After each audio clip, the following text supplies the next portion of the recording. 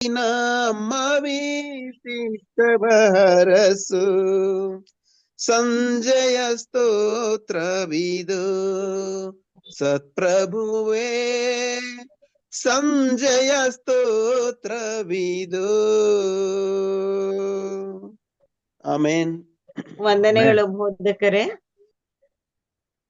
ಸಭಾ ಶಾಲೆಯ ಪಾಠವನ್ನ ಈ ಒಂದು ಸಮಯದಲ್ಲಿ ಕಲಿಸಿಕೊಡುವವರು ಬೋಧಕರಾದ ಪ್ರಸನ್ನ ಕುಮಾರ್ ಅವರು. ಬೋಧಕರನ್ನ ಪ್ರೀತಿಪೂರ್ವಕವಾಗಿ ಸಭಾ ಶಾಲೆಯ ಪಾಠವನ್ನ ಕಲಿಸಿಕೊಡಲು ಸ್ವಾಗತಿಸುವಂತವಳಾಗಿದ್ದೇನೆ. ಬೋಧಕರೇ, ಇದು ನಿಮ್ಮ ಅಮೂಲ್ಯ ಸಮಯವಾಗಿದೆ.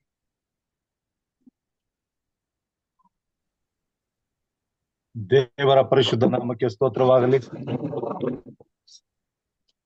ಮತ್ತೊಮ್ಮೆ ನಾವೆಲ್ಲರೂ ಒಟ್ಟಾಗಿ ಸೇರಿ ಇವತ್ತಿನ ಪಾಠವನ್ನು ಕಲಿಯುವಂತ ಅವಕಾಶವನ್ನ ಪರಲೋಕದ ದೇವರು ಕೊಟ್ಟಿದ್ದಾರೆ. ಆತ ನಮಗೆ ಸ್ತೋತ್ರವನ್ನು ಹೇಳುತ್ತಾ ನಮ್ಮ ಪಾಠವನ್ನು ನಾವು ಮುಂದುವರಿಸುವ ಹಾಗೆ ಸೋಮವಾರದ ಪಾಠದಲ್ಲಿ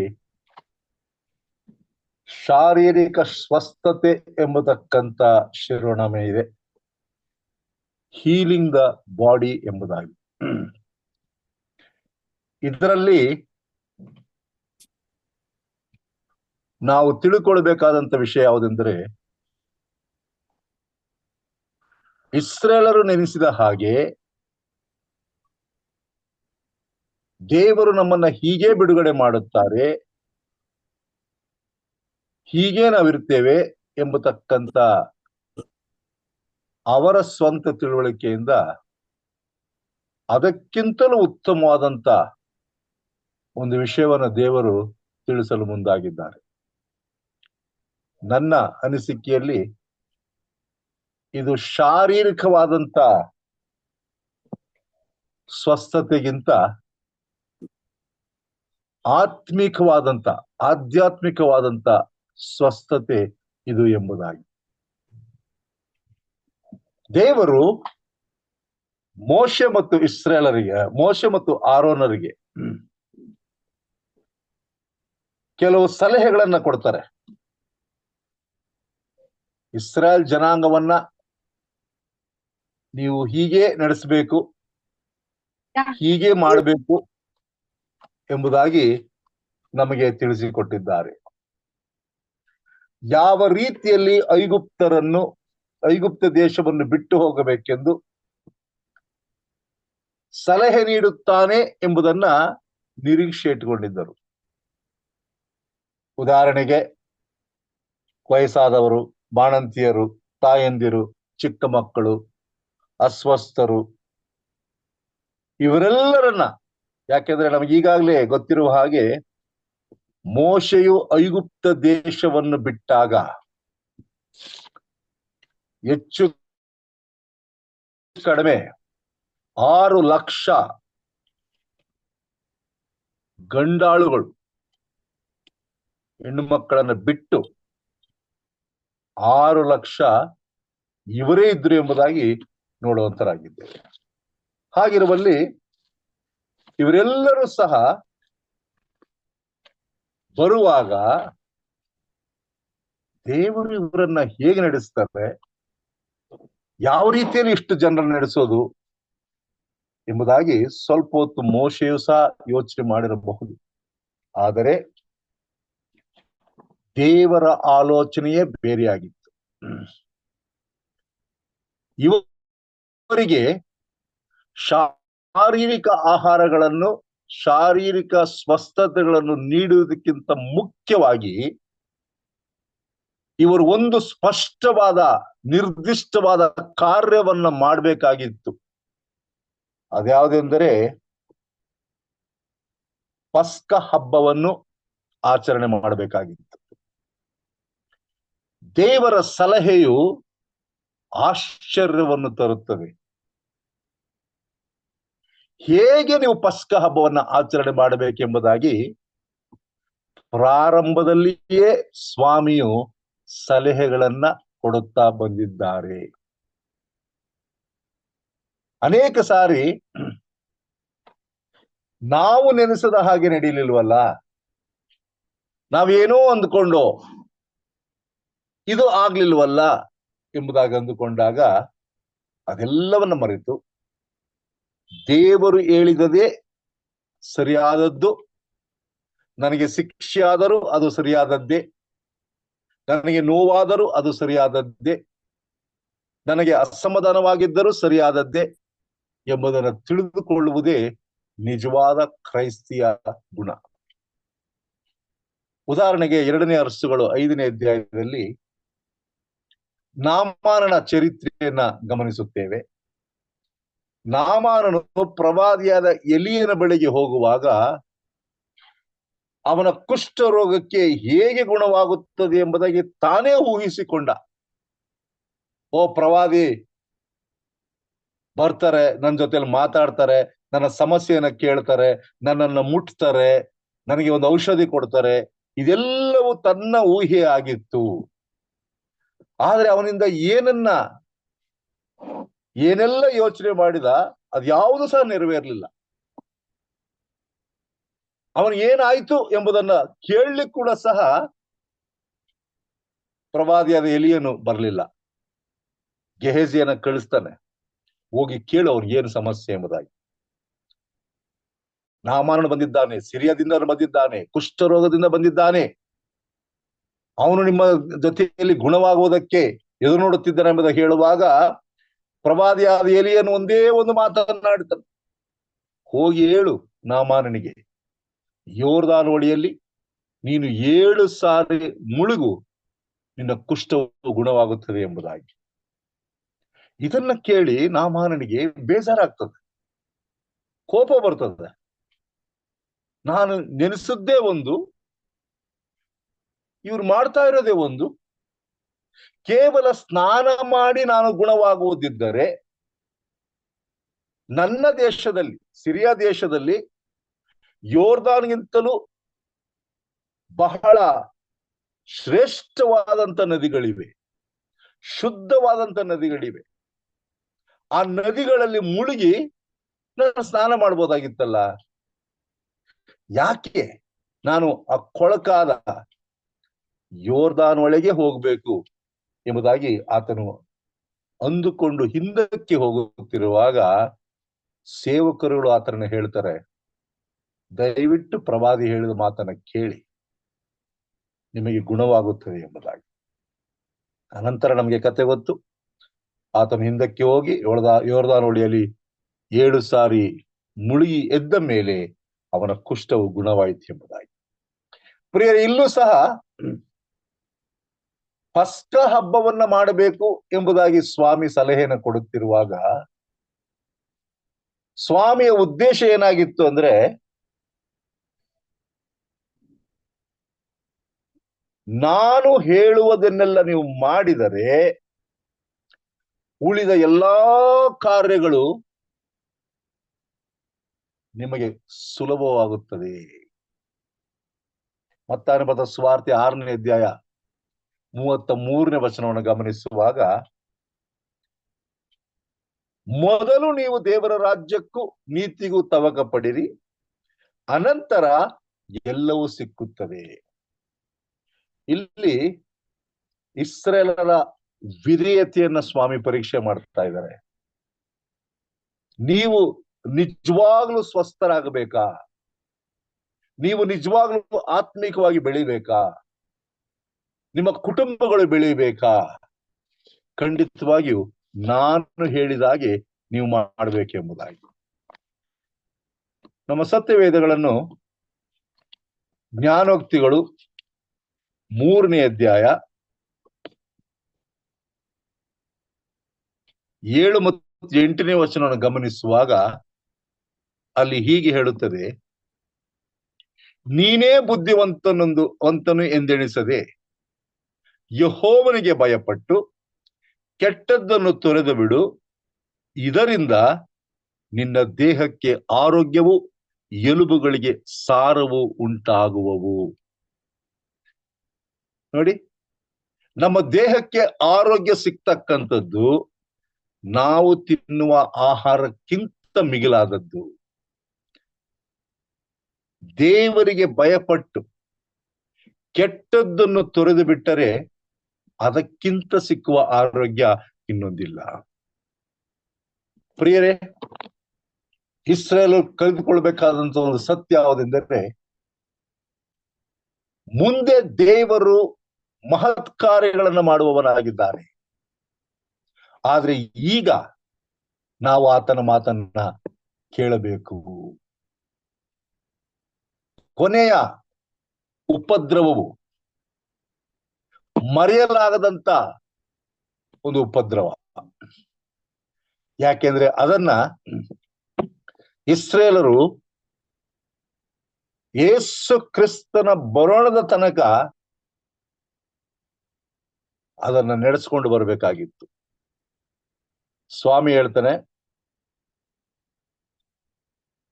ವಿಮೋಚನ ಕಾಂಡ 12ನೇ ಅಧ್ಯಾಯ 1ನೇ ವಚನದಲ್ಲಿ, ಐಗುಪ್ತ ದೇಶದಲ್ಲಿ ಯೆಹೋವನು ಮೋಶೆ ಆರೋನರ ಸಂಗಡ ಮಾತಾಡಿ ಇಂತೆಂದನು, ಎಲ್ಲಾ ಮಾಸಗಳಲ್ಲಿ ಇದೇ ನಿಮಗೆ ಆದಿ ಮಾಸವಾಗಿರಬೇಕು, ಇದೇ ನಿಮಗೆ ಪ್ರತಿ ವರ್ಷವೂ ಮೊದಲನೆಯ ತಿಂಗಳಾಗಿರಬೇಕು. ಇದರ ವಿಷಯದಲ್ಲಿ ನೀವು ಇಸ್ರೇಲರ ಸಮೂಹಕ್ಕೆಲ್ಲ ಅಪ್ಪಣೆ ಮಾಡಬೇಕಾದದ್ದೇನೆಂದರೆ, ಈ ತಿಂಗಳಿನ 10ನೆಯ ದಿನದಲ್ಲಿ ನಿಮ್ಮ ನಿಮ್ಮ ಗೋತ್ರಗಳ ಪ್ರತಿಯೊಂದು ಮನೆಯವರು ಒಂದೊಂದು ಕುರಿಮರಿಯನ್ನಾಗಲಿ ಆಡು ಮರಿಯನ್ನಾಗಲಿ ತೆಗೆದುಕೊಳ್ಳಬೇಕು. ಕುಟುಂಬವು ಚಿಕ್ಕದಾಗಿದ್ದು ಒಂದು ಮರಿಯನ್ನು ಪೂರ್ಣವಾಗಿ ತಿನ್ನುವುದಕ್ಕೆ ಆಗದೆ ಹೋದ ಪಕ್ಷಕ್ಕೆ ನೆರೆಮನೆಯ ಕುಟುಂಬದೊಂದಿಗೆ ಸೇರಿ ಒಬ್ಬೊಬ್ಬನು ಇಷ್ಟಿಷ್ಟು ತಿನ್ನುವೆನೆಂದು ಗೊತ್ತು ಮಾಡಿಕೊಂಡು ಜನಗಳ ಸಂಖ್ಯಾನುಸಾರ ಮರಿಗಳನ್ನು ತೆಗೆದುಕೊಳ್ಳಲಿ. ಪ್ರಿಯರೇ, ಇಲ್ಲಿ ಸ್ವಾಮಿ ತಿಳಿಸ್ತಕ್ಕಂತ ಒಂದು ಸಲಹೆ ಏನಂದ್ರೆ, ಪಸ್ಕ ಹಬ್ಬವನ್ನ ಆಚರಣೆ ಮಾಡುವುದರ ಜೊತೆಯಲ್ಲಿ ಇದರ ಅಭ್ಯಾಸವನ್ನ ನೀವು ಮರೆಯಬಾರದು. ಇದು ಯಾವಾಗ ಬರುತ್ತದೆ? ಈ ತಿಂಗಳಿನ, ಅಂದರೆ ಮೊದಲನೇ ತಿಂಗಳಿನ 14ನೆಯ ದಿನದವರೆಗೆ ಅವುಗಳನ್ನು ಇಟ್ಟುಕೊಂಡಿದ್ದು, ಆ ದಿನದ ಸಂಜೆ ವೇಳೆಯಲ್ಲಿ ಇಸ್ರೇಲರ ಸಮೂಹದವರೆಲ್ಲವರು ತಮ್ಮ ತಮ್ಮ ಕೂಟಗಳಲ್ಲಿ ಕೊಯ್ಯಬೇಕು ಎಂಬುದಾಗಿ. ಇಸ್ರೇಲರು ಐಗುಪ್ತ ದೇಶದಿಂದ ಕಾನಾನ್ ದೇಶಕ್ಕೆ ಹೋಗುತ್ತಿದ್ದಾರೆ ಎಂಬುದು ಸಾಧಾರಣವಾದಂತ ವಿಷಯವಲ್ಲ.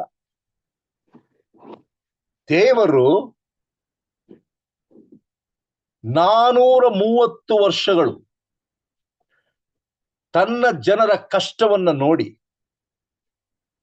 ಅವರನ್ನ ಬಿಡುಗಡೆ ಮಾಡಬೇಕು, ಆ ಗುಲಾಮತನದಿಂದ ಅವರನ್ನ ಬಿಡುಗಡೆ ಮಾಡಿ ಹಾಲು ಜೇನು ಹರಿಯುವ ಕಾನಾನ್ ದೇಶಕ್ಕೆ ಅವರನ್ನ ನಾನು ನಡೆಸಬೇಕು. ಇಷ್ಟು ವರ್ಷಗಳು ಅವರು ಗುಲಾಮರಾಗಿದ್ರು, ಇಷ್ಟು ವರ್ಷಗಳು ಕಷ್ಟಪಟ್ರು, ಇನ್ನು ಮೇಲೆ ಅವರು ಕಷ್ಟಪಡುವುದು ಬೇಡ ಎಂಬುದಾಗಿ ಸ್ವಾಮಿ ಎಷ್ಟೋ ಯೋಜನೆಗಳನ್ನು ಇಟ್ಕೊಂಡಾಗ ಆ ಒಂದು ಬಿಡುಗಡೆಯನ್ನ ತಮ್ಮ ಜೀವನ ಪೂರ್ತಿ ಅವರು ನೆನೆಸ್ಕೊಳ್ಬೇಕು. ಇಡೀ ಜೀವಮಾನವೆಲ್ಲ ದೇವರು ನಮ್ಮನ್ನ ಹೇಗೆ ಬಿಡಿಸಿದ್ದಾನೆ, ನಮ್ಮ ಪಾಪಗಳಿಂದ ಹೇಗೆ ನಮ್ಮನ್ನ ಬಿಡಿಸುತ್ತಾನೆ, ನಮ್ಮ ಗುಲಾಮತನದಿಂದ ನಮ್ಮನ್ನ ಸ್ವತಂತ್ರರನ್ನಾಗಿ ಹೇಗೆ ಮಾಡುತ್ತಾನೆ ಎಂಬುದಾಗಿ ಇವುಗಳನ್ನ ಮರೆಯದೆ ಅವರು ಪಾಲಿಸಬೇಕಾಗಿತ್ತು. ಅದಕ್ಕೋಸ್ಕರ ತಾನೇ ಈ ಒಂದು ಪಸ್ಕ ಹಬ್ಬವು ಒಂದು ಆಚರಣೆ ಆಗಬೇಕು. It should be A celebration. ಪ್ರತಿಯೊಬ್ಬರ ಮನೆಯಲ್ಲೂ ಕುರಿಯನ್ನ ಕೊಯ್ದು ರಕ್ತವನ್ನ ಪ್ರೋಕ್ಷಿಸಿ ಮಾಂಸವನ್ನ ತಿಂದು ಒಟ್ಟಾಗಿ ನೀವು ಸೇರಿಕೊಂಡು ಇದನ್ನ ಹೆಚ್ಚು ಕಡಿಮೆ ಎಷ್ಟು ದಿನ ಮಾಡ್ಬೇಕಾಗಿತ್ತು ಅಂದ್ರೆ, ವಿಮೋಚನ ಕಾಂಡ 12ನೇ ಅಧ್ಯಾಯ 17ನೇ ವಚನ ಹೇಳುವಂತದ್ದಾಗಿದೆ. 16ರಿಂದಲೇ ಓದೋಣ. ಆ ದಿವಸ ಮೊದಲುಗೊಂಡು 7 ದಿವಸಗಳೊಳಗೆ ಯಾವನಾದರೂ ಉಳಿದ ರಸವನ್ನು ತಿಂದರೆ ಅವನನ್ನು ಇಸ್ರಾಯೇಲನ್ನು ತೆಗೆದುಹಾಕಬೇಕು. ಮೊದಲನೆಯ ದಿನದಲ್ಲಿ ದೇವರಾಧನೆಗಾಗಿ ಸಭೆ ಕೂಡಬೇಕು, 7ನೇ ದಿನದಲ್ಲಿಯೂ ದೇವರಾಧನೆಗಾಗಿ ಸಭೆ ಕೂಡಬೇಕು. 2 ದಿವಸಗಳಲ್ಲಿ ಯಾವ ಕೆಲಸವನ್ನು ಮಾಡಬಾರದು. 15ನೇ ವಚನ ಹೇಳುವಂತದ್ದಾಗಿದೆ, 7 ದಿವಸ ನೀವು ಹುಳಿ ಇಲ್ಲದ ರೊಟ್ಟಿಗಳನ್ನು ತಿನ್ನಬೇಕು. ಯಾಕೆಂದ್ರೆ 14ನೇ ವಚನ ಹೇಳ್ತಕ್ಕಂಥದ್ದು, ಆ ದಿನವು ನಿಮಗೆ ಜ್ಞಾಪಕಾರ್ಥಕವಾಗಿರುವುದು. ಅಂದು ಯೆಹೋವನ ಘನಕ್ಕಾಗಿ ಹಬ್ಬವನ್ನು ಮಾಡಬೇಕು. ಅದನ್ನು ಶಾಶ್ವತ ನಿಯಮವೆಂದು ತಲತಲಾಂತರಕ್ಕೂ ಆಚರಿಸಬೇಕು. ಇದು ದೇವರ ನಿಯಮ, ದೇವರ ಉದ್ದೇಶ. ಕೇವಲ ಬಿಡುಗಡೆ ಆಯ್ತು ಎಂಬತಕ್ಕಂಥದ್ದನ್ನ ಆ ಒಂದು ಘಟನೆಯಲ್ಲಿ ಮರೆಯುವಂಥದ್ದಲ್ಲ. ಉದಾಹರಣೆಗೆ, ಭಾರತ ದೇಶಕ್ಕೆ 1947 ಆಗಸ್ಟ್ 15ನೇ ತಾರೀಕು ಸ್ವತಂತ್ರ ಸಿಕ್ಕಿತು. ಪ್ರತಿ ವರ್ಷವೂ ಸಹ ಇಡೀ ಭಾರತೀಯರು ಆ ಒಂದು ದಿನವನ್ನ ವಿಜೃಂಭಣೆಯಿಂದ ಆಚರಣೆ ಮಾಡ್ತಾರೆ.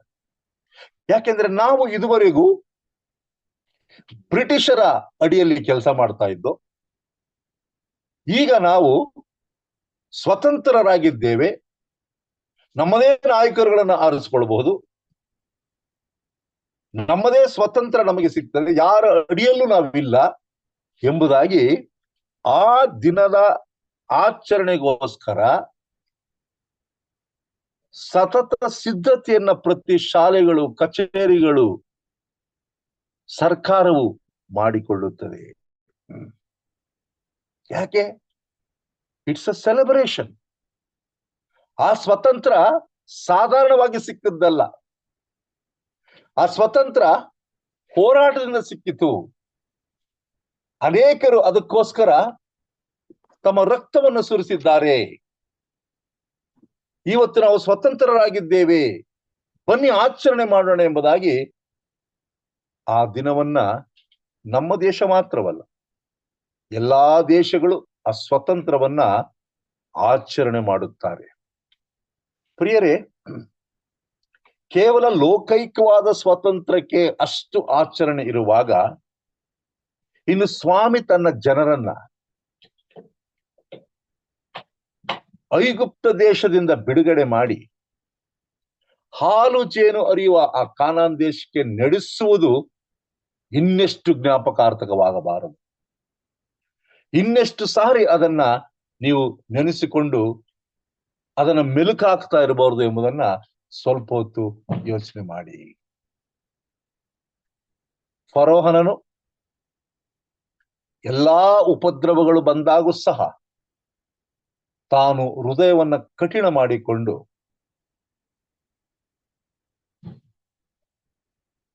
ಇಸ್ರಾಯೇಲರನ್ನ ಬಿಡುಗಡೆ ಮಾಡದೇ ಇದ್ದ.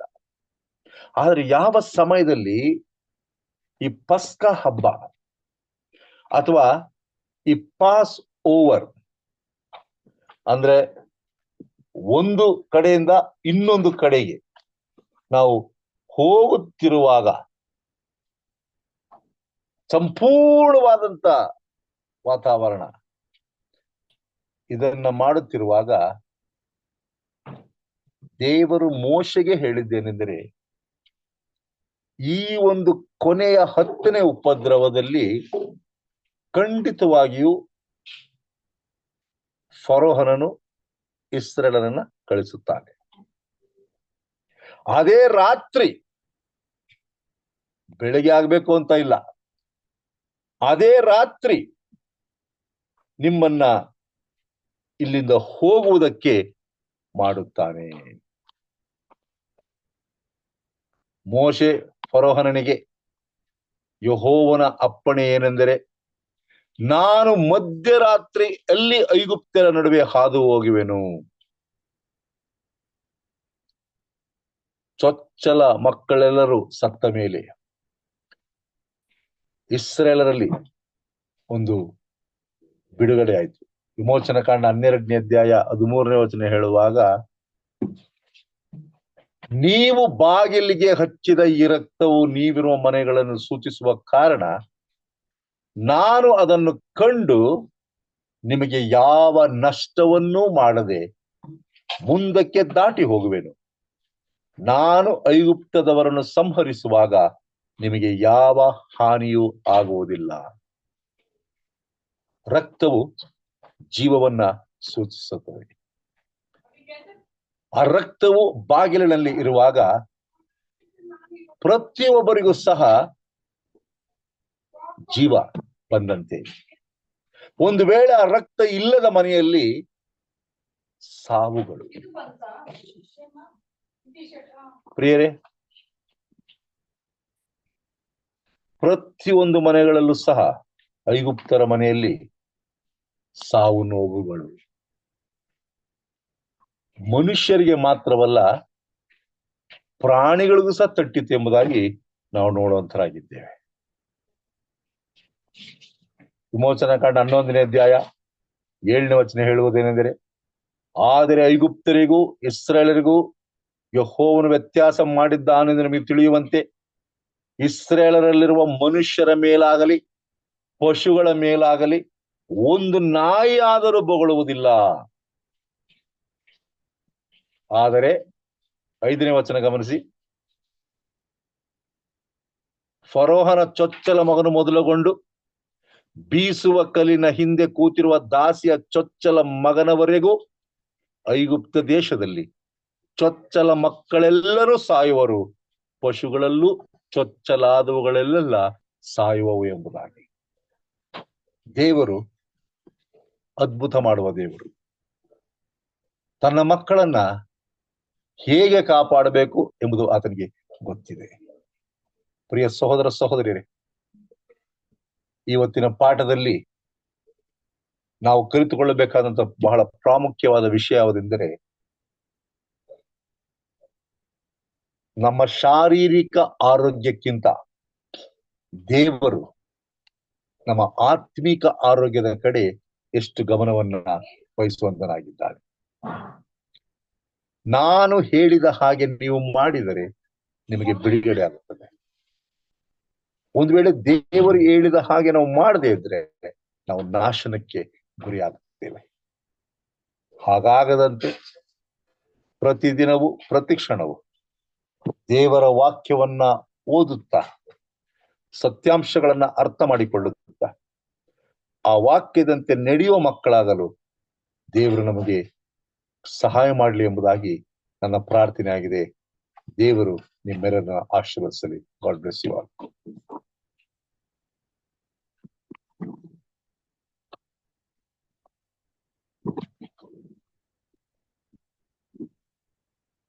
ಉತ್ತಮವಾದಂತಹ ಪಾಠಕ್ಕಾಗಿ ವಂದನೆಗಳನ್ನ ಸಲ್ಲಿಸ್ತೇನೆ.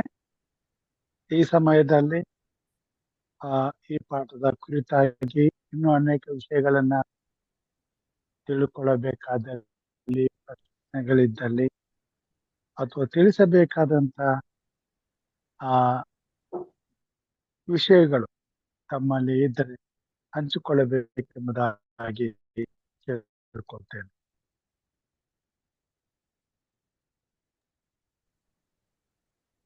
There's one thing that I hope you're all able to hear what I'm saying.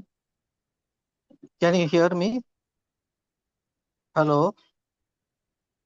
Yes. Hello? Yes, Can you hear me? Yes, yes. Yeah, can I talk? We can hear. You can hear me, right? Okay, fine. Yes, you are audible. Yes. So all. Okay. Now, one question that comes to my mind is, or one thought comes to my mind is that, the celebration of the Passover, and this has been ordained by the Lord to prevent the death sentence on the firstborn of the Israelites. And today's title is about healing of the body. I see it this way, that because after when their bodies have to be healed by taking part in the celebration of the Passover, because after the Passover, they have to depart. They had to leave. And it was a long journey. They had no vehicles, they had no bullock carts, they had no chariots for them to be transported. They were old people, men and women, young babies who were born, young children were there, and they had no means of transport. All that the transport is to walk by their legs. So I see it this way, that the celebration of the Passover invited them from preventing death sentence on the firstborn, plus at the same time fellowshipping in their respective families with the Lord by participation of the unleavened bread and eating of the applying the blood on the doorpost and eating the flesh of the animal is to prepare their body, to heal their body, to be fit to walk the distance till they came to the Red Sea and go on and to walk beyond the Red Sea. This is what I see it. This is what the Lord was not only inviting them in the celebration of the Passover to prevent the death sentence on the eldest in the family, but also healing their body to take them on a long journey. This is what it is. But there is also a deeper question that I would like to place it before you. I have no answers for that. That is, what has the celebration of the Passover to do with the healing of the body? Is it directly involved or it is indirectly involved? I do not know. I leave this question to you because I cannot comprehend on this.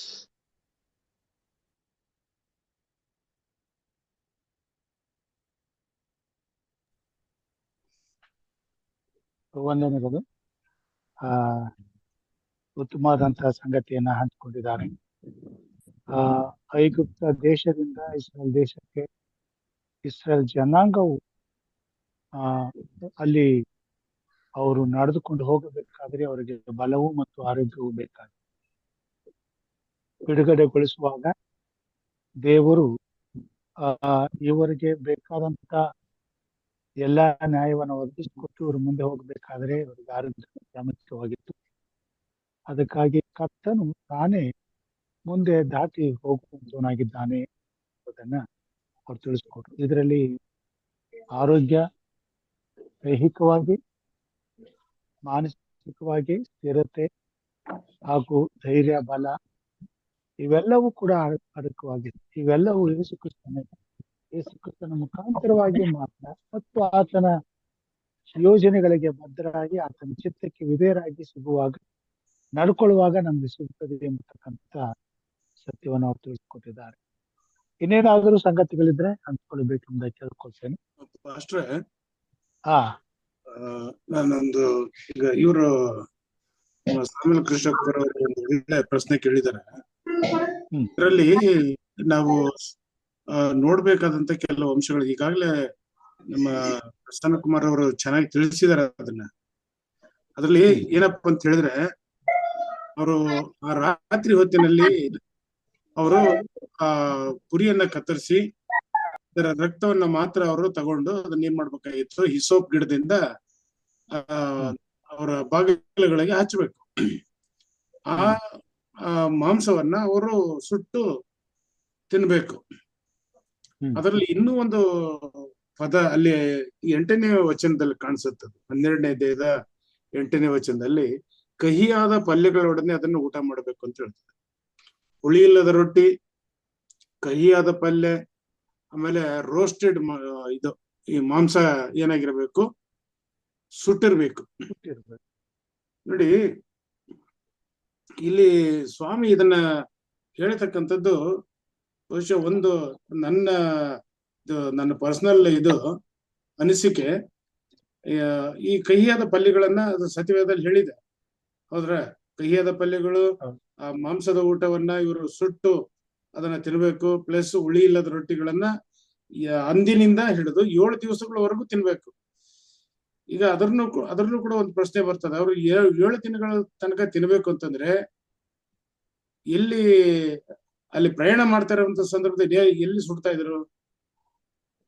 So ಅದು ಒಂದು ಪ್ರಶ್ನೆ. ಎರಡನೇದು ಏನಪ್ಪಾ ಅಂತ ಹೇಳಿದ್ರೆ, ಇವಾಗ ಅವ್ರಿಗೆ ನಮ್ಮ ಹಿರಿಯರಂತ ಸಾಮಿಲ್ರವ್ರು ಕೇಳಿರ್ತಕ್ಕಂಥದ್ದು ಏನಂದ್ರೆ, ಅವರು ದೂರದ ಪ್ರಯಾಣವನ್ನ ಮಾಡ್ಬೇಕಾಗಿತ್ತು. ಸೊ ದೂರದ ಪ್ರಯಾಣವನ್ನ ಮಾಡ್ಬೇಕಾದ್ರೆ ದೇವರು ಅವರಿಗೆ ಇದರಲ್ಲಿ ಅವರ ಜೀವಿತಕ್ಕೆ ಅಥವಾ ಪ್ರಯಾಣಕ್ಕೆ ಬೇಕಾದಂತ ತ್ರಾಣವನ್ನ ಸ್ವಾಮಿ ಅವ್ರಿಗೆ ಅದರಲ್ಲಿ ಇಟ್ಟಿದ್ದ. ಯಾಕಂದ್ರೆ ಅವರು ಹೊರಟಿದ್ದು ಸಮಯ ಯಾವಾಗ ಗೊತ್ತರ? ಮಧ್ಯರಾತ್ರಿ. ಈಗ ಮಧ್ಯರಾತ್ರಿ ಯಾವಾಗ ದೂತರು ಸಂಹಾರಕ ದೂತರು ಹಾದು ಹೋದ್ರು, ಅದೇ ರಾತ್ರಿನಲ್ಲಿ ಅವ್ರಿಗೆ ಬಿಡುಗಡೆ ಆಯಿತು. ಅವರು ರಾತ್ರಿ ಹೊತ್ತಿನಲ್ಲಿ ಅವರು ಮಿಸಸ್ ವೈಟಮ್ನವರು ಕೂಡ ಹೇಳ್ತಾರೆ, the deliverance of the people will be in the mid night ಅಂತ ಹೇಳ್ತಾರೆ ಅವರು. ಇದು ಸಂಕೇತ ನೋಡಿ, ಇದು ಸಂಕೇತ ಅಲ್ಲ. ಕ್ರಿಸ್ತನ ಬರೋಣದ ಸಂದರ್ಭದಲ್ಲಿ ಅಥವಾ ಅದು ದೇವರ ಜನಾಂಗದವರು ವಿಮೋಚನೆ ಆಗ್ತಕ್ಕಂಥದ್ದು ಮಧ್ಯರಾತ್ರಿನಲ್ಲಿ ಅಂತ ಹೇಳುತ್ತೆ. ನೀವು ಕೆಲವು ಪುಸ್ತಕಗಳನ್ನ ಓದಿ ನೋಡಿದ್ರೆ ಗೊತ್ತಾಗ್ತದೆ, ಅಥವಾ ಓದಿದವರು ನೀವು ಅದಕ್ಕೆ ಏನೋ ಒತ್ತು ಕೊಡಬಹುದು. ಅದಕ್ಕೆ ಅದನ್ನ ನಾನು ಓದಿರೋ ಪ್ರಕಾರವಾಗಿ ಮಿಸಸ್ ವೈಟಮ್ ಅವರಿಗೆ ಬಹಳ ಸ್ಪಷ್ಟ ತಿಳಿಸ್ತಾರೆ, the deliverance of the Israelites will be in the midnight. ಯಾಕಂದ್ರೆ ಸಂಹಾರಕ ದೂತನು ಹಾದು ಹೋಗ್ಬಿಡ್ತಾನೆ. ಯಾವ ಮನೆಗಳಲ್ಲಿ ರಕ್ತದ ಕಲೆಗಳು ಇರೋದಿಲ್ವೋ ಆ ಮನೆಯಲ್ಲಿ ಸಾವಾಗ್ತಾ ಇತ್ತು. ಯಾವ ಮನೆಗಳ ಮೇಲೆ ರಕ್ತದ ಕಲೆಗಳಿದ್ವು ಆ ಮನೆಯಲ್ಲಿ ವಿಮೋಚನೆ ಆಗ್ತಾ ಇತ್ತು. ಅಂದ್ರೆ ಅಲ್ಲಿ ಸಾವು ಇರಲಿಲ್ಲ. ಸೊ ಎಲ್ಲಾ ಮನೆಗಳನ್ನು ಅವರು ದಾಟಿ ಹೋದಾಗ ಅದೇ ಕೊನೆ. ಪ್ರಾಣಿಗಳಾಗ್ಲಿ ಪಕ್ಷಿಗಳಾಗ್ಲಿ ಯಾವ ಮನೆಯಲ್ಲಿ ಮೊದಲು ಹಿರಿಯ ಅಥವಾ ಚೊಚ್ಚಲದು ಮೊದಲುಗೊಂಡು ಇಡೀ ಇಸ್ರಾಯೇಲರು ಮಾತ್ರ ಅಲ್ಲ, ಐಗುಪ್ತ ದೇಶದಲ್ಲೂ ಕೂಡ ಯಾರ್ಯಾರು ಈ ಒಂದು ಷರತ್ತುಗಳಿಗೆ ಒಳಗಾಗ್ತಾ ಇದ್ರು ಆ ಮನೆಗಳಿಗೆ ವಿಮೋಚನೆ ಆಗ್ತಾ ಇತ್ತು. ಯಾರ್ಯಾರು ಇದಕ್ಕೆ ಒಳಗಾಗ್ತಿರ್ಲಿಲ್ಲ ಅದು ಅವ್ರಿಗೆ ಸಾವುಗಳು ಆಗ್ತಾ ಇದ್ವು. ಸೊ ಇಲ್ಲಿ ಅವ್ರು ಕೇಳಿರ್ತಕ್ಕಂಥದ್ದು ಏನಂತ ಹೇಳಿದ್ರೆ, ದೇವರು ಅವ್ರಿಗೆ ಈ ಒಂದು ಪ್ರಯಾಣಕ್ಕೆ ಬೇಕಾದಂತ ಒಂದು ತ್ರಾಣವನ್ನ ತುಂಬಿಸ್ಲಿಕ್ಕೋಸ್ಕರವಾಗಿ ಈ ಕಹಿಯಾದ ಪಲ್ಯಗಳನ್ನ ಯಾಕೆ ತಿನ್ಬೇಕು ಅಂತ ಹೇಳಿದ್ರು? ಹೌದಾ? ಅದನ್ನ ಸಾಮಾನ್ಯವಾಗಿ ನಾವು ಬಿಟ್ಟು ಬಿಡ್ತಾ ಇದೀವಿ. ಅದನ್ನ ಬಹಳ ಚೆನ್ನಾಗಿದೆ. ಇವಾಗ ನೋಡಿ, ನಮ್ಮ ಹಿಂದೂ ಬಾಂಧವರು ಯುಗಾದಿ ಹಬ್ಬದ ದಿನ ಕಹಿ ಪಲ್ಯಗಳನ್ನ ಅಥವಾ ಬೇವಿನ ಸೊಪ್ಪನ್ನ ಉಪಯೋಗಿಸ್ತಾರೆ. ಏನಕ್ಕಂತ ಹೇಳಿದ್ರೆ ಇದು ಹೋಗ್ಲಿ, ಕಹಿಯಾದಂತ ಅನುಭವಗಳೆಲ್ಲ ಹೋಗ್ಲಿ, ಎಲ್ಲ ಬೆಲ್ಲದಂತೆ ಇರ್ಲಿ, ಸಿಹಿಯಾಗಿರ್ಲಿ. ನೋಡಿ, ಇದು ಪಾರಂಪರಿಕವಾಗಿ ಇರಬೇಕಾದಂತ ಒಂದು ನಿಯಮವಾಗಿತ್ತು. ಇದರಲ್ಲಿ ಯಾಕಂದ್ರೆ ಸ್ವಾಮಿ ಒಂದೇ ಒಂದು ಉದ್ದೇಶ ಏನಂದ್ರೆ, ನೀವು ಇದನ್ನ ಮಕ್ಕಳಿಗೆ ತಿಳಿಸ್ಬೇಕು. ನಾವು ಕಠಿಣ ಕಾಲಗಳಲ್ಲಿ ಇದ್ವಿ, ನಮ್ಮ ಯಾತನೆಯನ್ನ, ನಮ್ಮ ನೋವನ್ನ ಸ್ವಾಮಿ ಕೇಳಿ 430 ವರ್ಷಗಳಾದ ನಂತರ ನಮ್ಮನ್ನ ಬಿಡುಗಡೆ ಮಾಡಿದ್ದಾನೆ ಎಂಬಂತದ್ದನ್ನ ನಮ್ಮ ಮಕ್ಕಳು ತಿಳ್ಕೊಳ್ಬೇಕು. ಅದಕ್ಕೋಸ್ಕರ ಸ್ವಾಮಿ ಈ ಒಂದು ಕಾರ್ಯವನ್ನ ಮಾಡ್ಲಿಕ್ಕೆ ಹೇಳಿ. Thank you pastor. Thank you ಬೋಧಕರೇ. ಹಲೋ ಪಾಸ್ಟರ್, ಒಂದು ನಿಮಿಷ. ಹಲೋ, ಹೇಳಿ ಹೇಳಿ ಹೇಳಿ. ಇವಾಗ ಸಬ್ಬಸಾಲೆ ಪಾಠದಲ್ಲಿ 5 ಅಂಶಗಳಿದೆಯಲ್ಲ, ಈ 5 ಅಂಶಗಳನ್ನ ಒಂದು ಪಾಠದಲ್ಲಿ ನಾನು ಹೇಳ್ತಾ ಇರೋದು. ನಾವು ಅದನ್ನು 40 ಮಿನಿಟ್ಸ್ ಅಲ್ಲಿ ಏನ್ ಮಾಡ್ಬೇಕಂತಂದ್ರೆ ಮುಗಿಸ್ಬೇಕು. ಅದರಲ್ಲಿ ಸಬ್ಬತ್ ಶಾಲೆ, ಇದರಲ್ಲಿ ಚರ್ಚಲ್ಲಿ, ಸಭೆಯಲ್ಲಿ ನಾವು ಮಾಡ್ತೀವಿ. ಆಮೇಲೆ ಇಲ್ಲಿ ನಾವು ತಗೊಳ್ಳುವಾಗ ಏನ್ ಮಾಡ್ತೀವಿ ಅಂತಂದ್ರೆ 1 hour ಮಾತಾಡ್ತೀವಿ. ಒಂದು ಅಂಶ ಮಾತಾಡ್ಲಿಕ್ಕೆ 1 hour ಮಾತಾಡ್ತೀವಿ. ಅದು ಸರಿನಾ ತಪ್ಪ? ಅಲ್ಲಿ ನಮಗೆ ಸಮಯ ಇರೋದಿಲ್ಲ. ಇದು ಉತ್ತಮವಾದಂತ ಸಮಯ. ಅದಕ್ಕಾಗಿಯೇ ದೇವರು ಇಂಥ ಒಂದು ಅವಕಾಶ ಮಾಡಿಕೊಟ್ಟಿದ್ದಾರೆ. ಸಭಾಸಾಲೆ ಪಾಠಕ್ಕೆ ಹೆಚ್ಚು ಸಮಯ ಕೊಡಬೇಕು. ಸಭೆಯಲ್ಲಿ ಅಷ್ಟು ತಾಳ್ಮೆ ಇಲ್ಲ. ಹೀಗಾಗಿ ಅದನ್ನ 45 ನಿಮಿಷದಲ್ಲಿ ಇಟ್ಟಿದ್ದಾರೆ. ಮುಖ್ಯವಾಗಿ ಯಾಕೆ ಅದನ್ನ 45 ನಿಮಿಷಕ್ಕೆ ಸೀಮಿತಗೊಳಿಸಿದ್ದಾರೆ ಅಂದ್ರೆ, ಪ್ರತಿಯೊಂದು ಕುಟುಂಬವು ಪ್ರತಿದಿನ ಈ ಪಾಠವನ್ನ ಕಲಿಬೇಕು. ಆವಾಗ ಅವ್ರು ಹೆಚ್ಚು ಸಮಯವನ್ನು ತೆಗೆದುಕೊಂಡು ಕುಟುಂಬದಲ್ಲಿ ಇದರ ಬಗ್ಗೆ ಅವರು ದೇವರ ಧ್ಯಾನ ಮಾಡ್ಬೇಕು, ದೇವರ ವಾಕ್ಯವನ್ನು ಕಲಿಬೇಕು. ಸಭೆಯಾಗಿ ಕೂಡಿ ಬರುವಾಗ ಅರ್ಥವಾಗದಂತ ವಿಷಯಗಳನ್ನ ಚರ್ಚೆ ಮಾಡಿ ತಿಳ್ಕೊಳ್ಳೋದಕ್ಕೆ 45 ನಿಮಿಷ 1 ಗಂಟೆಗಳ ಕಾಲವನ್ನು ಕೊಟ್ಟಿದ್ದಾರೆ. ಅಲ್ಲಿ ಹೋಗಿ ನಾವೆಲ್ಲಾ ಪಾಠವನ್ನ ಕಲಿತೀವಿ ಅನ್ನೋದ್ರಿಂದ ಅಲ್ಲಿ ನಮಗೆ ಸಮಯ ಸಾಲವಿಲ್ಲ ಮತ್ತು ಅದು ಅಸಾಧ್ಯನೂ ಕೂಡ.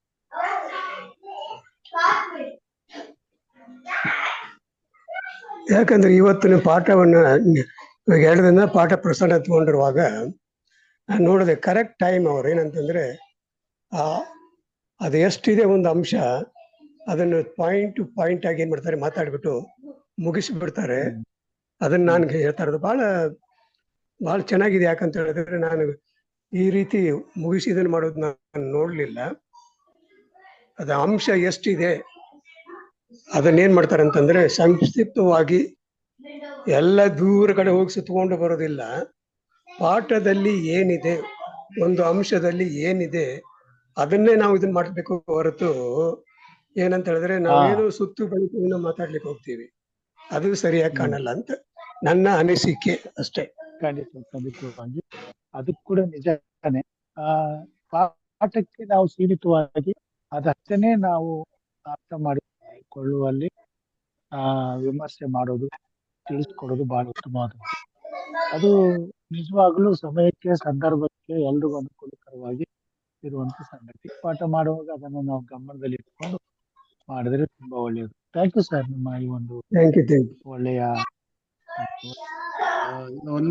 ಓಕೆ. ಎಲ್ಲರಿಗೂ you can also do one more thing, is that since we are coming and meeting for the Zoom meetings, I think 6 days in a week, and those who are taking part in the Sabbath school lessons in their respective churches and also attending the Zoom meeting, I think each day's lesson summary should be jotted down, and then the summary of all the 6 days can be discussed even in 30 minutes to the point, with some few examples in their respective churches. I think that will be the most easiest way. And you can keep, say that after 30 minutes, you can keep the remaining 15 minutes for discussions, and or 1 hour for discussions and other question and answer. You should know what is known as time management. Time management becomes very efficient only if you know the matter and if you have the summaries for all the days of the week.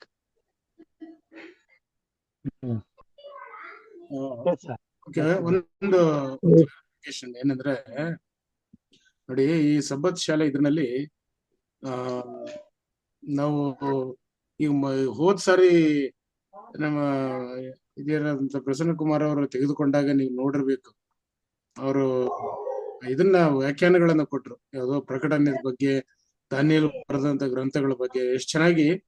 ಅಂದ್ರೆ ಈ ಒಂದು platform ಅಲ್ಲಿ ನಾವು ಏನ್ ಮಾಡ್ತಿದೀವಿ ಅಂದ್ರೆ ಹೆಚ್ಚು ಅಂಶಗಳನ್ನ ತಿಳಿದು ಆ ತಿರುಳನ್ನ ತಿಳ್ಕೊಳಕ್ಕೆ ನಾವು ಪ್ರಯತ್ನ ಮಾಡ್ತಾ ಇದ್ದೀವಿ.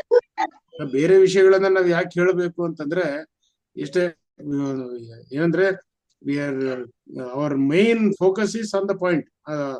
ಆ ಒಂದು ಸಬ್ಜೆಕ್ಟ್ ಏನಿದೆ ಅವತ್ತಿನ ಸಬ್ಜೆಕ್ಟ್ಗೆನೆ ನಾವು ಮಾತಾಡ್ಬೇಕು ಎಂಬುದಾಗಿ ನಾವು ಪ್ರಯತ್ನ ಮಾಡ್ತಾ ಇರ್ತೀವಿ. ಒಂದು ಏನಾಗುತ್ತಂದ್ರೆ ಈಗ ಅದಕ್ಕೆ ಈಗ ಹರ್ಮನೆಟಿಕ್ಸ್ ಅಂತ ಹೇಳ್ತೀವಿ. ಈಗ ಇದರಲ್ಲಿ ಸೆಮಿನರಿನಲ್ಲಿ ಹೋದವ್ರಿಗೆ ಗೊತ್ತಾಗುತ್ತೆ, ಏನ್ ಇದು ಸ್ಪೈಸರ್ಗೆ ಹೋದವ್ರಿಗೆ ಗೊತ್ತಾಗುತ್ತೆ. ಈ ಹರ್ಮನೆಟಿಕ್ಸ್ ಅಂತ ಹೇಳುವಾಗ ಅಥವಾ ಹೋಮೋಲೆಟಿಕ್ಸ್ ಅಂತ ಹೇಳುವಾಗ, ಈ ಹೋಮೋಲೆಟಿಕ್ಸ್ ಮತ್ತು ಹರ್ಮನೆಟಿಕ್ಸ್ ಬಂದು, ಈ ಹೋಮೋಲೆಟಿಕ್ಸ್ ಅಲ್ಲಿ ಏನ್ ಮಾಡ್ತೀವಿ ಅಂತಂದ್ರೆ ಸಿಸ್ಟಮ್ಯಾಟಿಕ್ ಆಗಿ ನಾವು ಹೇಳ್ತಕ್ಕಂಥ ಒಂದು ಶಿಸ್ತನ್ನ ಕಲಿಸ್ತೀವಿ.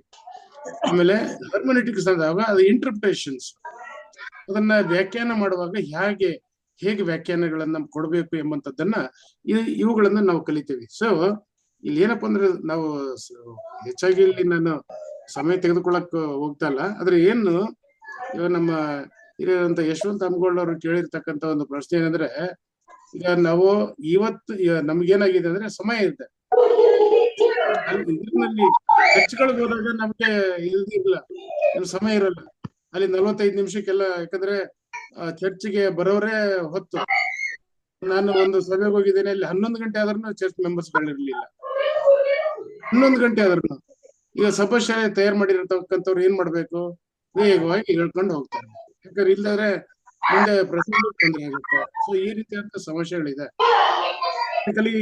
ನಾವು ಏನಂದ್ರೆ ಆ ಪಾಯಿಂಟ್ಗಳಿಗೆ ನಾವು ಹೇಳಲಿಕ್ಕೆ. ಹೋಮಿಲೆಟಿಕ್ಸ್ ಮತ್ತು ಹರ್ಮೆನೆಟಿಕ್ಸ್ ಇದನ್ನ ಸ್ವಲ್ಪ ಪದಗಳನ್ನ ನೀವು ಬೇರೆ ಇದ್ರಲ್ಲಿ ನೋಡ್ರಿ, ಗೊತ್ತಾಗುತ್ತೆ. ಸೊ ಅದು ಸೆಮಿನರಿನಲ್ಲಿ ಹೋದವ್ರಿಗೆ ಅಥವಾ ಸ್ಪೈಸರ್ ಕಾಲೇಜಲ್ಲಿ ಓದಿದವ್ರಿಗೆ ಗೊತ್ತಾಗುತ್ತೆ ಅದು ಹೇಗೆ ಅಂತ ಹೇಳಿ. ವಿಚಾರಗಳನ್ನ ನಾವು ಚೆನ್ನಾಗಿ ಮನಸ್ಸಲ್ಲಿ ಇಟ್ಕೊಂಡು ಅದನ್ನ ವ್ಯಾಖ್ಯಾನ ಮಾಡ್ಲಿಕ್ಕೆ ನಾವು ಪ್ರಯತ್ನ ಮಾಡ್ತಾ ಇರ್ತೀವಿ. Thank you. ಮತ್ತೊಂದು ಏನ್ ವಿಷಯ ಅಂದ್ರೆ ಸರ್, ಯಾರು ಹೇಳಿ. ಹೆಚ್ಚು ಸಮಯವನ್ನ ಅದಕ್ಕೆ ಹಾಕಿ ಕಲ್ತು ಯಾವ್ಯಾವ ಪಾಯಿಂಟ್ಸ್ಗಳನ್ನ ನಾವು ಹೇಳಬೇಕು, ಯಾವ್ದನ್ನ ಕವರ್ ಮಾಡಬೇಕು ಅಂತ ತುಂಬಾ ಅವ್ರಿಗೆ ಅದರಲ್ಲಿ ಎಕ್ಸ್ಪರ್ಟ್ ಆಗಿರ್ತಾರಲ್ಲ, ಅವರು ಸಮಯ ಪಾಲನೆ ಚೆನ್ನಾಗಿ ಮಾಡೋಕ್ಕಾಗುತ್ತೆ. ಅಲ್ಲಿ ಜ್ಞಾನೋಕ್ತಿಲಿ ಹೇಳ್ತಾನೆ ಸೊಲೊಮೋನ್ನು, ಯಾರು ಸರಿಯಾದ ವಿಳಾಸವನ್ನ ಸರಿಯಾಗಿ ಹೇಳಕ್ಕಾಗಲ್ಲ ಅವ್ರು ತುಂಬಾ ಕಷ್ಟಪಡ್ತಾರೆ ಅಂತ. ಅಂದ್ರೆ ನಾವು ಯಾಕೆ ನಮ್ಗೆ ಸಮಯ ಮೀರು ಹೋಗುತ್ತೆ ಅಂತಂದ್ರೆ, ನಮ್ಮ ತಯಾರಿ, ನಮ್ಮ ಸಿದ್ಧತೆ ಅಥವಾ ನಮ್ಮ ಒಂದು ಪ್ರಾವೀಣ್ಯತೆ ಅಷ್ಟಿಲ್ಲ. ಯಾರು ಎಷ್ಟು ಪಾಯಿಂಟ್ಗಳನ್ನ ಕವರ್ ಮಾಡಬೇಕು ಅನ್ನೋದು ಮೊದಲೇ ಗೊತ್ತಿರ್ತದೋ ಅವರು ನೀಟಾಗಿ ಅಷ್ಟು ಪಾಯಿಂಟ್ಗಳನ್ನ ಕವರ್ ಮಾಡಿ ನೀಟಾಗಿ ಹೊರಟೋಗ್ತಾರೆ. ಆದರೆ ಇಲ್ಲಿ ಇದು ನಮಗೆ ಈ ನಮ್ಮ ಸಭೆಯಲ್ಲಿ ಸಬ್ಬತ್ ದಿನದಲ್ಲಿ ನಾವು ನೀಟಾಗಿ ಅದನ್ನ ಮುಗಿಸ್ಲಿಕ್ಕೆ ಅನುಕೂಲ ಮಾಡುತ್ತೆ. ಇಲ್ಲಿ ಸ್ವಲ್ಪ ಸಮಯ ತಗೊಂಡು ಕಲಿಯೋದ್ರಿಂದ ಇಷ್ಟೇ ಇಲ್ಲ ಆಗೋದು. ಅಷ್ಟೇ ಸರ್, ಅಷ್ಟೇ. ಓಕೆ. ಇಲ್ಲಿ ಸ್ವಲ್ಪ ಸಮಯ ತಗೊಂಡು ಕಲಿಯೋದ್ರಿಂದ ಆವತ್ತಿಗೆ ಅನುಕೂಲ ಆಗುತ್ತೆ ಸರ್ ಸಬ್ಬತ್ ದಿನ. ಇದು ಹೆಂಗಿದೆ ಅಂದ್ರೆ, ಯಾರಿಗೆ ಯಾವುದು ರುಚಿಸುತ್ತದೆ ಅದರ ಮೇಲೆ ಹಾಕೊಂಡಿರ್ತಾರೆ. ಹೆಚ್ಚಾಗಿ ಕಲಿಯಲು ಆಸಕ್ತಿ ಇರೋರಿಗೆ ಸಮಯ ಎಷ್ಟಿದ್ರು ಕೂಡ ಅವ್ರಿಗೆ ಇನ್ನೂ ಸ್ವಲ್ಪ ಹೊತ್ತು ಹೇಳಿದ್ರೆ ಚೆನ್ನಾಗಿರ್ತಿತ್ತು ಅನ್ಸುತ್ತೆ.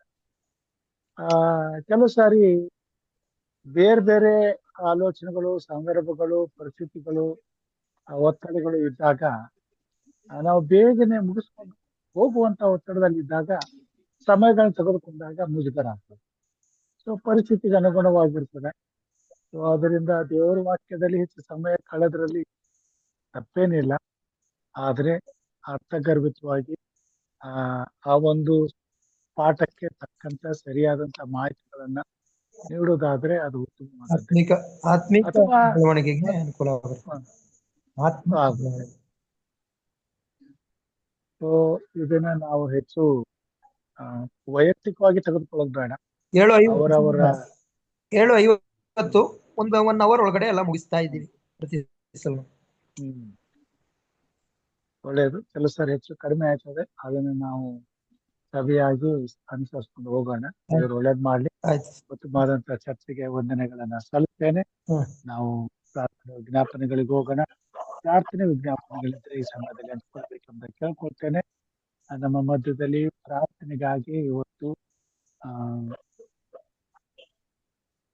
ಓಕೆ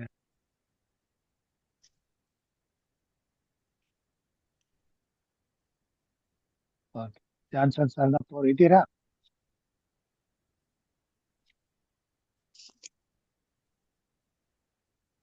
ಜಾನ್ಸನ್ ಅವ್ರು ಇದ್ದೀರಾ?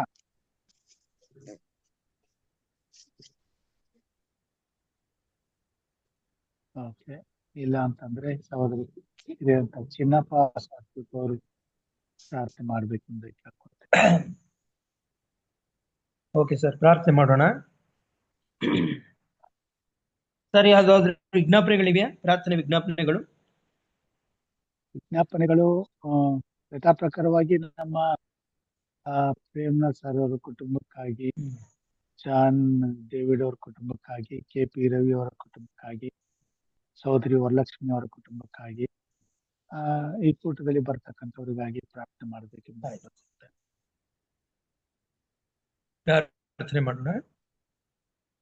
ನಮ್ಮನ್ನು ಬಹಳವಾಗಿ ಪ್ರೀತಿ ಮಾಡುವಂತಹ ಪರಮ ತಂದೆಯಾದ ದೇವರೇ, ಮತ್ತೊಂದು ದಿನದ ಈ ಸಾಯಂಕಾಲದ ವೇಳೆ ನಮ್ಮೆಲ್ಲರನ್ನ ಸ್ವಾಮಿ ನಿನ್ನ ದಾಸನ ಮುಖಾಂತರ ಕಲಿಯುವ ಪಾಠಗಳನ್ನ ನಾವು ಕಲಿತು ಅದನ್ನ ಮನನ ಮಾಡಿಕೊಂಡು ಸ್ವಾಮಿ ಮಾಡಿಕೊಳ್ಳಬೇಕಾದ ಸಿದ್ಧತೆಗಳನ್ನ ಮಾಡುವುದಕ್ಕೆ ನಮಗೆ ಸಹಾಯ ಮಾಡಿದ್ದೀಯಪ್ಪ. ತಂದೆಯ ದೇವರೇ, ಈ ಸ್ವಲ್ಪ ಹೊತ್ತು ಸ್ವಾಮಿ ನೀನು ಹೇಗೆ ಇಸ್ರಾಯೇಲರನ್ನ ಆ ಐಗುಪ್ತ ದೇಶದಿಂದ ಬಿಡಿಸಿ ಸ್ವತಂತ್ರನಾಗಿ ಮಾಡುವುದಕ್ಕೋಸ್ಕರ ಮತ್ತು ಅವರಿಗೆ ನೀನು ವಾಗ್ದಾನ ಮಾಡಿದಂತೆ ಅಬ್ರಹಾಮ, ಇಸಾಕ, ಯಾಕೋಬರಿಗೆ ವಾಗ್ದಾನ ಮಾಡಿದಂತೆ ಸ್ವಾಮಿ, ಹಾಲು ಜೇನು ಹರಿಯುವಂತಹ ಆ ಕಾನಾನ್ಯ ದೇಶವನ್ನ ನೀನು ಅವರಿಗೆ ಕೊಟ್ಟಂತ ವಿಷಯವನ್ನ ನಾವು ಕಲ್ತಿದ್ದೇವಪ್ಪ. ಹೌದು ತಂದೆಯ ದೇವರೇ, ಆ ಮಕ್ಕಳು ಇಸ್ರಾಯೇಲರು ತಮ್ಮನ್ನು ತಾವು ಕಳೆದುಕೊಂಡಿದ್ರಪ್ಪ. ಅಲ್ಲಿ ದಾಸತ್ವದಲ್ಲಿ ಒಳಗಾಗಿದ್ರು ಸ್ವಾಮಿ. ಅವರಿಗೆ ತಮ್ಮ ಆಸೆಗಳನ್ನ, ತಮ್ಮ ಸ್ವಂತ ಇಚ್ಛೆಗಳನ್ನ, ಇಲ್ಲವೇ ಸ್ವಂತ ರೀತಿಯಲ್ಲಿ ತಮ್ಮನ್ನು ತಾವು ಆಳ್ಕೊಳ್ಳುವುದಕ್ಕೆ ಅವರಿಗೆ ಸಾಧ್ಯವಿರಲಿಲ್ಲ ಸ್ವಾಮಿ. ಅವರೆಲ್ಲರೂ ಐಗುಪ್ತ ದೇಶದ ಫರೋಹನಿಗೆ ಗುಲಾಮರಾಗಿ ದಾಸತ್ವದಲ್ಲಿದ್ದು ಸ್ವಾಮಿ ತಮ್ಮ ಸ್ವತಂತ್ರವನ್ನು ಕಳ್ಕೊಂಡಿದ್ರು. ಅಂತಹ ಆ ಮಕ್ಕಳಿಗೆ ಸ್ವಾಮಿ ತಮ್ಮ ಸ್ವ ಇಚ್ಛೆಯನುಸಾರವಾಗಿ, ತಮ್ಮ ಆಯ್ಕೆಯ ಅನುಸಾರವಾಗಿ ನಿನ್ನನ್ನು ಆರಾಧಿಸುವುದಕ್ಕೆ ಸಾಧ್ಯವಾಗಿರಲಿಲ್ಲ ಸ್ವಾಮಿ. ಅದಕ್ಕೋಸ್ಕರ ಅವರ ಗೋಳನ್ನ ನೀನು ಕಿವಿಗೊಟ್ಟು ಕೇಳಿ, ಅವರ ವಿಜ್ಞಾಪನೆಗಳನ್ನ ಆಲಿಸಿ, ಅವರಿಗಿರುವಂತಹ ಕಷ್ಟ ಕಠಿಣ ಒಂದು ದುಡಿಮೆಗಳಿಂದ ಅವರನ್ನ ಬಿಡಿಸಿ, ನೀನು ತಂದೆಯ ದೇವರೇ ನೀನು ಕೊಟ್ಟಂತಹ ಆ ಒಂದು ದೇಶಕ್ಕೆ ಸೇರಿಸುವಾಗ ಏನೆಲ್ಲಾ ಘಟನೆಗಳನ್ನು ನಡೆದು ಎಂಬುದನ್ನು ನಾವು ತಿಳ್ಕೊಂಡಿದ್ದೀವಪ್ಪ. ತಂದೆಯ ದೇವರೇ, ನಿನ್ನ ಭುಜಬಲ ಪರಾಕ್ರಮದಿಂದ ಆ ಮಕ್ಕಳನ್ನ ಫರೋಹನ ಕೈಯಿಂದ ಬಿಡಿಸಿದ್ದು ನಮಗೆ ಗೊತ್ತಾಗಿದೆ ಸ್ವಾಮಿ. ಅದಕ್ಕೋಸ್ಕರ ನೀನು ಎಂತ ಅದ್ಭುತ ಕೆಲಸಗಳನ್ನ ಮಾಡಿದೆ, ಕಾರ್ಯಗಳನ್ನ ನಡೆಸಿದೆ ಸ್ವಾಮಿ. ನಿನ್ನ ಮಕ್ಕಳನ್ನ ನೀನು ಬಿಡಿಸುವುದಕ್ಕೋಸ್ಕರ ನೀನು ಎಷ್ಟೆಲ್ಲಾ ಅದ್ಭುತ ಕಾರ್ಯಗಳನ್ನ ಮಾಡಿದ್ದಿ ಸ್ವಾಮಿ. ಹಾಗೆ ತಂದೆಯ ದೇವರೇ, ನಮ್ಮನ್ನು ಸಹ ನೀನು ಬಿಡಿಸುವುದಕ್ಕೋಸ್ಕರ ದೊಡ್ಡ ದೊಡ್ಡ ಅದ್ಭುತ ಕಾರ್ಯಗಳನ್ನೇ ಮಾಡಿದ್ದೀಯಪ್ಪ. ನೀನೇ ಈ ಭೂಮಿಗೆ ಬಂದು ನಮಗೋಸ್ಕರ ಪ್ರಾಣವನ್ನ ಅಂದ್ರೆ ಶಿಲುಬೆಯ ಮೇಲೆ ಕೊಟ್ಟು ತಂದೆಯ ದೇವರೇ ನಮ್ಮನ್ನು ನೀನು ಕೊಂಡುಕೊಂಡಿದ್ದೀಯಪ್ಪ. ನಿನ್ನ ಪರಿಶುದ್ಧವಾದ ರಕ್ತದಿಂದ ನಮ್ಮನ್ನು ತೊಳೆದು ನಮ್ಮ ಪಾಪಗಳನ್ನ ಪರಿಹಾರ ಮಾಡಿದ್ದೀಯಪ್ಪ. ನಿನಗೆ ಸ್ತೋತ್ರ ಸ್ವಾಮಿ. ನಾವಾದರೂ ತಂದೆಯ ದೇವರೇ ಇಹಲೋಕದಲ್ಲಿ ಲೌಕಿಕವಾದ ವಿಷಯಗಳಲ್ಲಿ ನಾವು ಮುಳುಗಿ ಹೋಗಿದ್ದೇವಪ್ಪ. ಇದರಿಂದ ನಮ್ಮನ್ನ ಬಿಡಿಸಪ್ಪ. ನಿನ್ನ ಪರಿಶುದ್ಧಾತ್ಮನ ಸಹಾಯದಿಂದ ನಮ್ಮನ್ನು ನಡೆಸು. ನಾವುಗಳು ದಾಸತ್ವಕ್ಕೆ ಸಿಕ್ಕಿಕೊಳ್ಳದೆ ಸ್ವಾಮಿ, ಸ್ವತಂತ್ರರಾಗಿ ನಿನ್ನನ್ನು ಆರಾಧಿಸಿ ನಿನ್ನ ಆಜ್ಞೆಗಳನ್ನ ಕೈಗೊಂಡು ನಡೆಯುವುದಕ್ಕೆ ಸಹಾಯ ಮಾಡು. ಒಂದು ವೇಳೆ ತಂದೆಯ ದೇವರೇ ಈ ಲೋಕದಲ್ಲಿ ಅದಕ್ಕೆ ಅನುಕೂಲವಿಲ್ಲದಿರಬಹುದು ಸ್ವಾಮಿ. ನಿನಗೆ ವಿರೋಧವಾಗಿ ನಡೆಕೊಳ್ಳುವಂತೆ ಈ ಲೋಕವು ನಮ್ಮನ್ನ ಪ್ರೇರೇಪಿಸಬಹುದು, ಒತ್ತಡ ಮಾಡಬಹುದು ಸ್ವಾಮಿ, ಒತ್ತಾಯ ಮಾಡಬಹುದು. ಆದರೆ ಸ್ವಾಮಿ, ನಿನ್ನ ಭಕ್ತರಾದ ದಾನಿಯೇಲ್ ಮತ್ತು ಆತನ ಸ್ನೇಹಿತರು ಯಾವ ರೀತಿಯಲ್ಲಿ ರಾಜನಿಗೆ ವಿರೋಧವಾಗಿ ನಿಂತು ನಿನ್ನ ಸಹಾಯದಿಂದ ಅವರ ಒಂದು ಕಷ್ಟದ ಸ್ಥಿತಿಯಿಂದ ಪಾರಾದರೂ, ಹಾಗೆಯೇ ನಮ್ಮನ್ನು ಪಾರುಗೊಳಿಸುವುದಕ್ಕೆ ನೀನಿದ್ದೀಯಪ್ಪ. ನೀನು ನಿಶ್ಚಯವಾಗಿ ನಮ್ಮ ಜೊತೆ ಇದ್ದು ನಮ್ಮ ನಡೆಸುವ ದೇವರಾಗಿದ್ದೀ ಸ್ವಾಮಿ. ಸಾಯಬೇಕಾದರೂ ನೀನು ನಂಬಿಗಸ್ತನಾಗಿರು, ಜೀವವೆಂಬ ಜಯಮಾಲೆ ನಿನಗೆ ದೊರಕುತ್ತದೆ ಎಂಬುದಾಗಿ ನಮಗೆ ವಾಗ್ದಾನ ಮಾಡಿದ್ದೀಯ, ಆಶ್ವಾಸನೆ ನೀಡಿದ್ದೀಯ ಸ್ವಾಮಿ. ತಂದೆ, ನಮಗೆ ಭಾಗ್ಯಕರವಾದ ನಿರೀಕ್ಷೆಯನ್ನು ಕೊಟ್ಟಿದ್ದೀಯಪ್ಪ, ನಿನಗೆ ಸ್ತೋತ್ರ. ಈ ನಿರೀಕ್ಷೆಯನ್ನು ಇಟ್ಟುಕೊಂಡು ಬರುವಂತಹ ಕಷ್ಟಗಳು ಕೇವಲವಾದವು ಎಂಬುದನ್ನ ಅವುಗಳನ್ನ ತಿರಸ್ಕರಿಸಿ ತಂದೆಯೇ, ನಾವು ನಮ್ಮನ್ನ ನಿರಾಕರಿಸಿ ನಿನ್ನ ಶಿಲುಬೆಯನ್ನು ಹೊತ್ತುಕೊಂಡು ಹೋಗುವುದಕ್ಕೆ ಸಹಾಯ ಮಾಡು. ನಮ್ಮಲ್ಲಿರುವ ಪಾಪಗಳು ನಿನಗೆ ಗೊತ್ತಿವೆ ಸ್ವಾಮಿ, ನಮ್ಮ ಗುಣ ಸ್ವಭಾವ ನಿನಗೆ ಗೊತ್ತಿದೆ ಸ್ವಾಮಿ. ಬಲಹೀನರಾದ ನಮ್ಮನ್ನು ಬಲಗೊಳಿಸು. ಪರಿಶುದ್ಧಾತ್ಮನಿಂದ ನಮಗೆ ಬೇಕಾದಂತ ಆತ್ಮಿಕವಾದ ಬಲವನ್ನು ನೀಡು ಸ್ವಾಮಿ. ನಮಗೆಲ್ಲಾ ಕೊರತೆಗಳನ್ನ ನೀಗು, ಬಲಹೀನತೆಗಳನ್ನು ತೆಗೆದು ಹಾಕು. ನಾವು ಈ ಲೋಕದಲ್ಲಿ ತಂದೆಯ ದೇವರೇ ಅಂಧಕಾರ ಶಕ್ತಿಗಳ ಮೇಲೆ ನಾವು ಯುದ್ಧ ಗೆಲ್ಲಬೇಕಾಗಿದೆ. ಸೈತಾನ್ ಜೊತೆ ನಾವು ಯುದ್ಧ ಮಾಡಬೇಕಾಗಿದೆ ಸ್ವಾಮಿ. ನಿನ್ನ ವಾಕ್ಯಗಳ ಸಹಾಯದಿಂದ, ವಾಕ್ಯವೆಂಬ ಕತ್ತಿ ಸಹಾಯದಿಂದ ನಾವು ಇದನ್ನು ಮಾಡಬೇಕಾಗಿದೆ. ಆದ್ದರಿಂದ ಪ್ರತಿದಿನವೂ ನಿನ್ನ ವಾಕ್ಯಗಳನ್ನ ಕಲಿಯುವುದಕ್ಕೆ ನಮಗೆ ಸಮಯವನ್ನು ನೀನು ಕೊಡುತ್ತಾ ಬಂದಿದ್ದೀಯಪ್ಪ. ನಮಗೆ ಆಸಕ್ತಿಯನ್ನು ನೀಡುತ್ತಾ ಬಂದಿದ್ದೀಯಾ.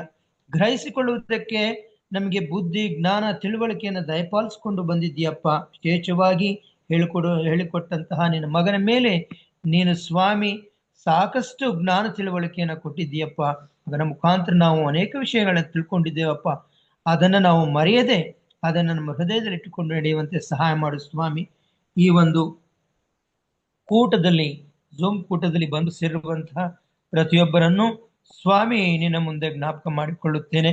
ನಮ್ಮ ಮಧ್ಯೆ ಬೋಧಕರಾದ ರಾಜರವರಿದ್ದಾರೆ ಸ್ವಾಮಿ, ಬೋಧಕರಾದ ಸೊಲಮೋನ್ ರವರಿದ್ದಾರೆ ಸ್ವಾಮಿ, ಹಾಗೆ ಯಶವಂತ ಅಮ್ಗೋಳ್ ಅವರಿದ್ದಾರೆ ಸ್ವಾಮಿ. ಅವರನ್ನು ನಿನ್ನ ಕರಗಳಿಗೆ ಸಮರ್ಪಿಸಿಕೊಡುತ್ತೇನಪ್ಪ. ಅವರು ಮಾಡುವ ಎಲ್ಲಾ ಸೇವೆಯನ್ನು ನೀನು ಆಶೀರ್ವಾದ ಮಾಡು. ಇವತ್ತು ಪಾಠವನ್ನು ಹೇಳಿಕೊಟ್ಟಂತ ಪ್ರಸನ್ನ ಕುಮಾರ್ ರವರನ್ನ, ಬದುಕರಾದ ಪ್ರಸನ್ನ ಕುಮಾರ್ ರವರನ್ನ ನೆನೆಸುತ್ತೇವೆ ಸ್ವಾಮಿ. ಅವರಿಗೆ ಬೇಕಾದಂತ ಇನ್ನೂ ಹೆಚ್ಚಿನ ಜ್ಞಾನ, ತಿಳುವಳಿಕೆಯನ್ನು, ಆರೋಗ್ಯವನ್ನು ಮತ್ತು ಹೆಚ್ಚಿನ ಅವಕಾಶಗಳನ್ನು ಕೊಡಪ್ಪ ತಂದೆಯಾದ ದೇವರೇ. ಹಾಗೆ ನಮ್ಮ ಮಧ್ಯ ಸ್ವಾಮಿ ಹಿರಿಕರಾದ ಹೇಮಲತ್ರವರಿದ್ದಾರೆ ಸ್ವಾಮಿ, ಹಾಗೆ ಸಹೋದರಿಯರಾದ ಸವಿತಾ, ಲೀಲಾ, ವರಲಕ್ಷ್ಮಿ, ಸರೋಜ ಪಾಲ್ರಾಜು ಇವರು ಸಹ ಇದ್ದಾರೆ ಸ್ವಾಮಿ. ಇವರನ್ನು ಸಹ ನಿನ್ನ ಮುಂದೆ ನಾವು ಜ್ಞಾಪಕ ಮಾಡಿಕೊಳ್ಳುತ್ತೇವೆ ಸ್ವಾಮಿ. ಇವರಿಗೋಸ್ಕರ ಪ್ರಾರ್ಥಿಸುತ್ತೇವೆ. ಹೆಣ್ಣು ಮಕ್ಕಳಾಗಲಿ ಗಂಡು ಮಕ್ಕಳಾಗಲಿ ಎಲ್ಲರೂ ನಿನಗೆ ಸಮಾನರು ಸ್ವಾಮಿ.